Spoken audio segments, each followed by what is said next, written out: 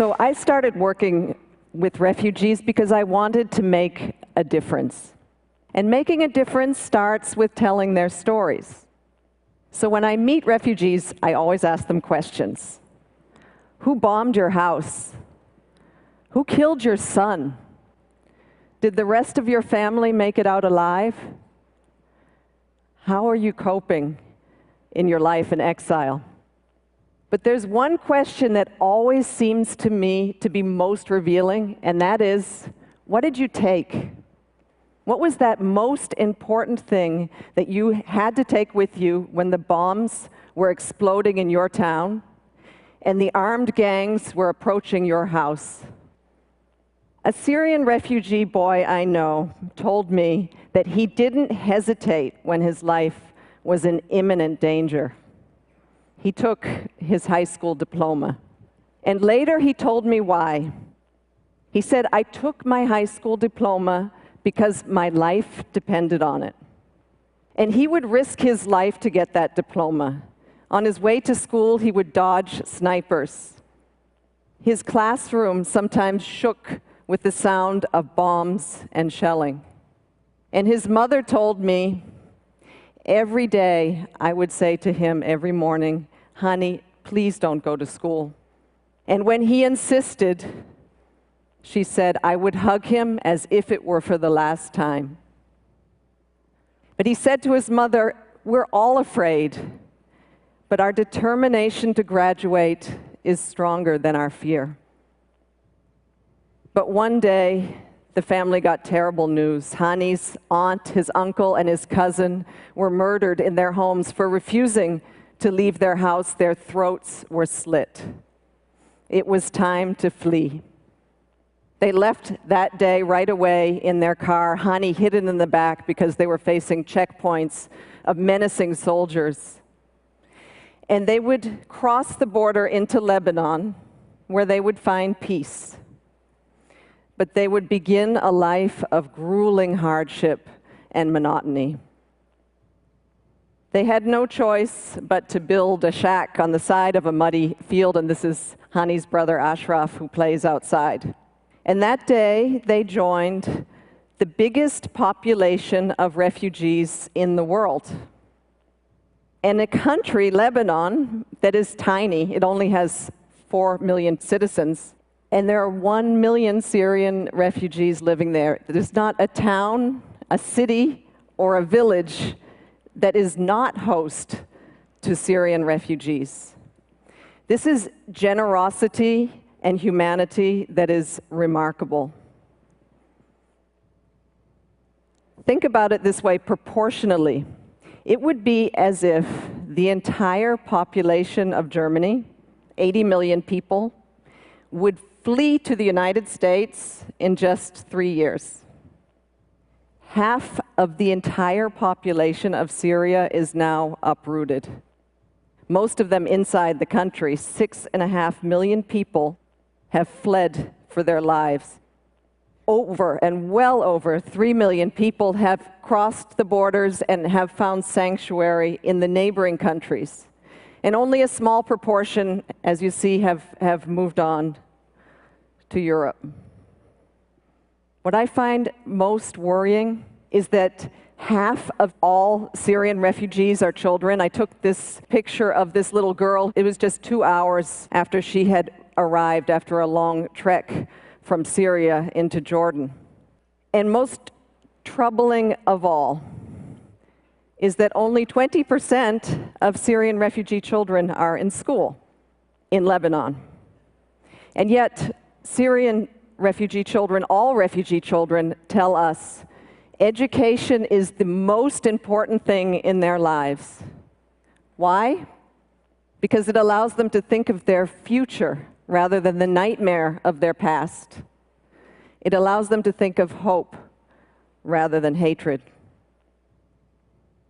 I'm reminded of a recent visit I took to a Syrian refugee camp in northern Iraq, and I met this girl. And I thought, she's beautiful. And I went up to her and asked her, can I take your picture? And she said yes, but she refused to smile. I think she couldn't. because I think she must realize that she represents a lost generation of Syrian refugee children, a generation isolated and frustrated. And yet, look at what they fled. Utter destruction. Buildings, industries, schools, roads, homes. Hani's home was also destroyed.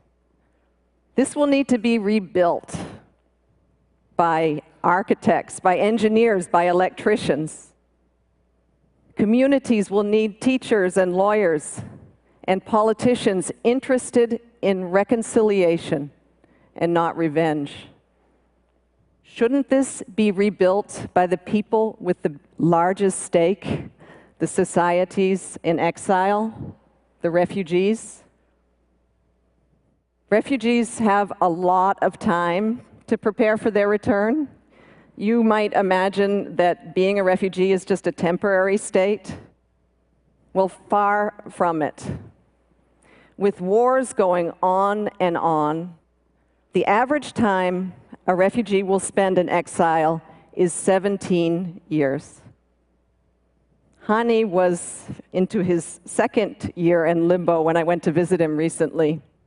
And we conducted our entire conversation in English, which he confessed to me he learned from reading all of Dan Brown's novels and from listening to American rap. We also spent some nice moments of laughter and fun with his beloved brother, Ashraf. But I'll never forget what he told me when we ended our conversation that day. He said to me, "If I am not a student, I am nothing." Hani is one of 50 million people uprooted in this world today. Never have, since World War II, have so many people been forcibly displaced. So while we're making sweeping progress in human health, in technology, and education and design, we are doing dangerously little to help the victims. And we're doing far too little to stop and prevent the wars that are driving them from their homes. And there are more and more victims. Every day, on average, by the end of this day, 32,000 people will be forcibly displaced from their homes. 32,000 people. They flee across borders like this one. We captured this on the Syrian border to Jordan, and this is a typical day. Or they flee on unseaworthy and overcrowded boats, risking their lives, in this case, just to reach safety in Europe. This Syrian young man survived one of these boats that capsized. Most of the people drowned. And he told us, Syrians are just looking for a quiet place where nobody hurts you, where nobody humiliates you, and where nobody kills you. Well, I think that should be the minimum. How about a place of healing, of learning, and even opportunity? You know, Americans and Europeans have the impression that proportionally huge numbers of refugees are coming to their country. But the reality is that 86%, the vast majority of refugees, are living in the developing world, in countries struggling with their own insecurity, with their own issues of helping their own populations and poverty. So wealthy countries in the world should recognize the humanity and the generosity of the countries that are hosting so many refugees. And all countries should make sure that no one fleeing war and persecution arrives at a closed border. Thank you. But there is something more that we can do than just simply helping refugees survive. We can help them thrive. We should think of refugee camps and communities as more than just temporary population centers where people languish, waiting for the war to end. Rather, as centers of excellence, where refugees can triumph over their trauma and train for the day that they can go home, as agents of positive change and social transformation. It makes so much sense. But I'm reminded of the terrible war in Somalia that has been raging on for 22 years. And imagine living in this camp. I visited this camp. It's in Djibouti, neighboring Somalia, and it was so remote that we had to take a helicopter to fly there. It was dusty and it was terribly hot. And we went to visit a school and started talking to the children, and then I saw this girl across the room who looked to me to be the same age as my own daughter, and I went up and talked to her. And I asked her the questions that grown-ups ask kids, like, what is your favorite subject, and what do you want to be when you grow up? And this is when her face turned blank. And she said to me, I have no future. My schooling days are over. And I thought there must be some misunderstanding, so I turned to my colleague, and she confirmed to me there is no funding for secondary education in this camp. And how I wished at that moment that I could say to her, we will build you a school. And I also thought, what a waste. She should be, and she is, the future of Somalia. A boy named Jacob Atem had a different chance, but not before he experienced terrible tragedy.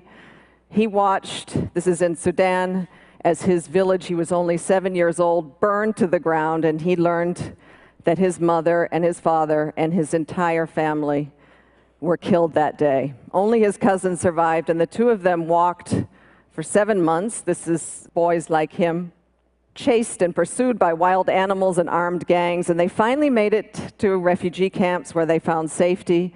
And he would spend the next 7 years in Kenya in a refugee camp. But his life changed when he got the chance to be resettled to the United States. And he found love in a foster family, and he was able to go to school. And he wanted me to share with you this proud moment when he graduated from university.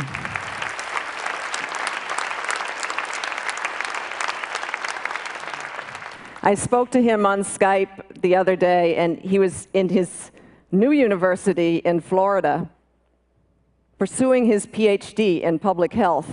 And he proudly told me how he was able to raise enough funds from the American public to establish a health clinic back in his village, back home.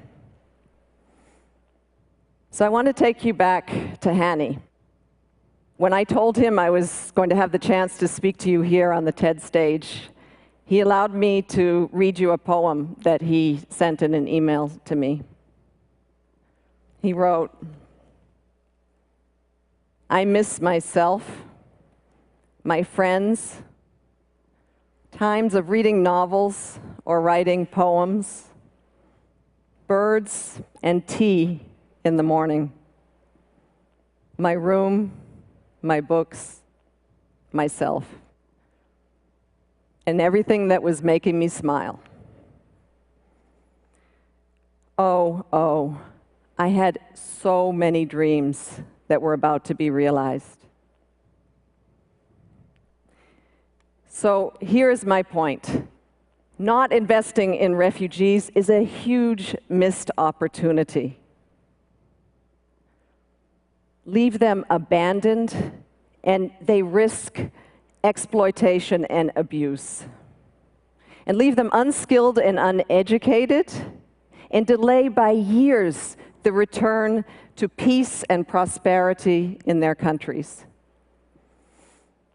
I believe how we treat the uprooted will shape the future of our world. The victims of war can hold the keys to lasting peace, and it's the refugees who can stop the cycle of violence. Hani is at a tipping point. We would love to help him go to university and to become an engineer. But our funds are prioritized for the basics in life: tents and blankets and mattresses and kitchen sets, food rations, and a bit of medicine. University is a luxury. But leave him to languish in this muddy field, and he will become a member of a lost generation. Hani's story is a tragedy, but it doesn't have to end that way. Thank you.